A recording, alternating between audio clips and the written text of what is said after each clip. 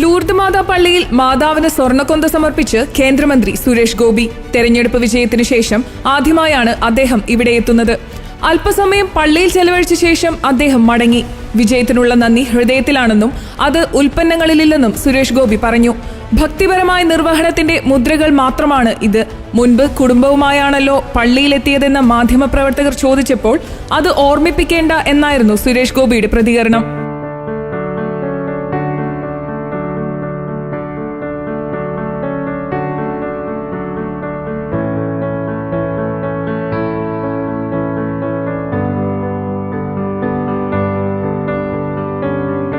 സുരേഷ് ഗോപിയുടെ മകളുടെ വിവാഹത്തിന് മുന്നോടിയായി കുടുംബസമേതം പള്ളിയിലെത്തി ലൂർദ് മാതാവിന് സ്വർണ്ണ കിരീടം സമർപ്പിച്ചിരുന്നു. ഇത് പിന്നീട് വിവാദത്തിന് കാരണമായി. സ്വർണ്ണ കിരീടം എന്ന പേരിൽ ചെമ്പിൽ സ്വർണം പൂശി നൽകിയെന്ന ആക്ഷേപം സമൂഹ മാധ്യമങ്ങളിലടക്കം വലിയ തോതിൽ പ്രചരിച്ചതോടെയാണ് വിവാദമുയർന്നത്. ഇതിനെതിരെ ശക്തമായ ഭാഷയിൽ സുരേഷ് ഗോപി പ്രതികരിച്ചിരുന്നു. ലോക്സഭാ തെരഞ്ഞെടുപ്പിൽ ജയിച്ച ലൂർദ് മാതാവിന് 10 ലക്ഷം രൂപയുടെ സ്വർണ്ണ നേർച്ച നൽകുമെന്നും അദ്ദേഹം അന്ന് പറഞ്ഞിരുന്നു.